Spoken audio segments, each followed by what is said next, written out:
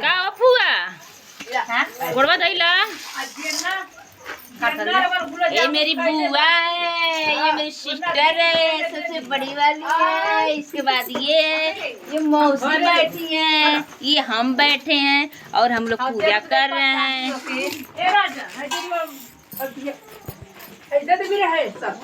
और उससे चर्चा हुआ है हम बदमाशी मौसी।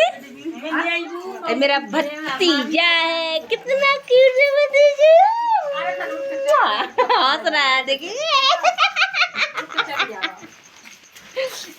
सब कोई बैठा के ना मौज हो रहा है, मस्ती आ रहा है। हा हा ए फुआ हाय करा। हाय मौसी, ये हमारी मौसी है, ये हमारी मौसी है। अरे बाबू, हाँ बाबू मांगा था केरा, खाता बाबू हमारा केरा।